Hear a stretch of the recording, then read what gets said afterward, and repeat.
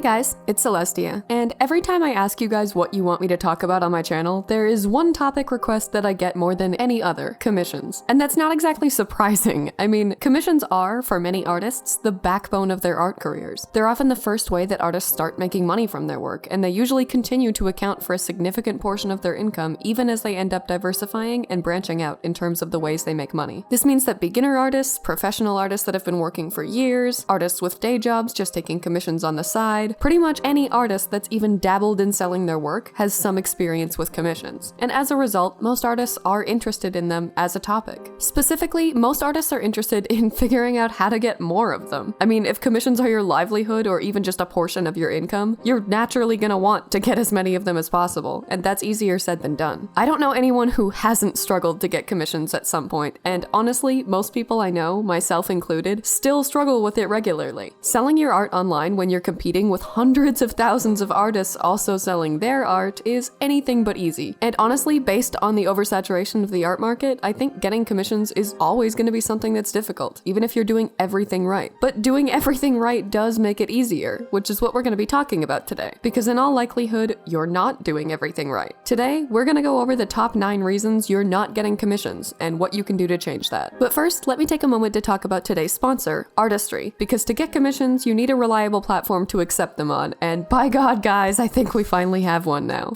Artistry is a brand new platform that I'm honored to help spread the word about that is specifically designed for artists, and it allows you to do more than just accept payments for your commissions. It's got you for the whole commission process too. This platform, which is completely free for artists to use thanks to a very small fee for your clients, lets you create a custom request form where you can list all of the types of commissions that you accept, which is a feature that lets you have different example images, price ranges, descriptions, caps, and estimated production times for each one. Once you start getting commissions from that form, Artistry's platform automatically organizes them into the following categories for you: requests, awaiting payment, in progress, awaiting final approval, and closed. So you can actually be an organized human being, which at least for me, never happens. You can also message your customers directly throughout the commission process and formally submit your work in progress updates for approval. And Artistry keeps a record of all of those conversations and approvals so that a client can never say, "I want my money back, I didn't get what I paid for or wanted." You can also directly include your terms of service in the commission invoice, run a waitlist with a maximum number of clients, and send invoices independently from the commission form if you don't want to use Artistry's built-in process. And the best part? They don't take any fees from you. Literally none. You keep 100% of what you charge, and on top of that, they donate to plant a tree for every commission you accept and complete on the platform. They don't just care about artists, they actually care about the planet too, and that's just wild. At least to someone as cynical as me. Let me be completely honest with you guys and say that even if this wasn't a paid sponsorship, I would still be telling you about Artistry right now. I've spent the last month taking all of my commissions on it, and it's made my life so much easier that I'm switching over to it permanently. This platform has made taking commissions actually enjoyable, and I'm genuinely convinced that it is the best, most artist-friendly service that I've seen in a long, long time. And when I tell you guys that they have not only my endorsement, but my business and my personal support, I mean it. Please check out Artistry via the link in the description and give it a try, because it's already revolutionizing the way that artists sell their work online, and it's more than worth it to see that for yourself. Anyway, aggressively passionate endorsement aside, let's get into the top 9 reasons you're not getting commissions and how to fix them. These are just my opinions based on my professional experience, for the record, so take everything I'm about to say with a grain of salt. But all of this certainly worked for me, and that's something. How much of a something that is up for debate, but it is something. Number 1 is, unfortunately, the biggest and most common reason, and also one that's pretty much inevitable, and that's that you don't have a very big following on social media. I'm mentioning this one first because I don't want to be deceptive. I don't want to sit on my soapbox and say I'll magically start getting tons of commissions with these simple steps, no following needed. I don't want to be a bad art infomercial, and I don't want to lie to you. For people to commission you, they need to know you exist, and having a social media following is one of the biggest, easiest ways to make them know that. That's why it's so much harder to get commissions without one. And I'm not going to make any claims that it's not, or that any of the tips I'm going to give you in this video will change that. This is going to be a hurdle that most, if not all, artists taking commissions will have to deal with. It's not impossible to get commissions with a small social media following, but in my opinion, opinion, it's worthwhile to work towards building a larger one if you really want to start getting more, because it also helps make getting them more sustainable. Getting commissions with a small following usually means a lot of seeking them out yourself, but if you manage to build more of a following for yourself, there will be a lot more clients seeking you out instead, which makes getting them more of a reliable thing that you can count on. Obviously, that's easier said than done, and I'm not saying no following, easy fix, just get one, but I am saying it's worthwhile for the sake of your commissions to make a concerted effort to try to grow one, even if progress towards that is slow. It's something that will eventually come on its own as you post art and engage with the community too, so long as you keep at it long enough and take the time to learn and at least kind of cater to the algorithms. So that's something of a reassurance. It also helps to specifically seek out artist-focused communities on whatever platform you're on, because artists tend to be very supportive of each other, and not only will it help you grow a following and connect with your desired community, it'll also probably help you find commissions, because other artists order them too, often even more regularly and passionately than non-artists. In terms of a fix for this problem, as I said, there really isn't one. Starting this list off strong, great. Trying to build a following is a good idea, but beyond that, like I mentioned, it isn't impossible to get commissions anyway. It's just a lot more work. If you're either struggling to grow a following or just not interested in doing so, you can still find clients on social media by posting in commission-based hashtags, and also by monitoring those hashtags and replying to posts in them from people saying that they're looking for an artist to commission. You're also not limited to social media as a method for finding clients either. There are a multitude of other online spaces where artists can apply for work and clients can post listings, like DeviantArt's job offers forum, Reddit, ArtStation, and even some Discord servers. There are also websites like Freelancer, Fiverr, and Upwork, but I'm actually working on a video about why you should never use those, so needless to say, I wouldn't recommend them. I'll go into a lot more detail when I do make that video, but to summarize, there's almost no protection for the artist on those platforms. Clients can take advantage of their lax policies to demand more than they paid for from the artist or get refunds even after the ordered work has been completed, and you're forced to undercharge outrageously for your work because everyone else is, and it's what the clients expect. It's why they go there. And that's not even all of it, but again, that's a topic for another video. For now, just please be cautious when looking into those sites, or just stick to the more reputable options I already mentioned. Alright, the second reason you're not getting commissions is very closely related to that, and it's that you're waiting for clients to come to you without actively seeking them out. I know I said that the primary reason to try to grow a social media following is to avoid needing to do that so much, but having a following is by no means a full-on substitute for it altogether. In almost all cases, if you want to get more commissions than you're getting now, even if you've got tens of thousands of followers, you'll have to put some effort into connecting with the clients that you want to buy them. The number of times I've heard artists just put commissions open or accepting commissions in their description or handle and then never post about them or advertise them at all and just sit and wait for someone to contact them to buy one is disheartening, because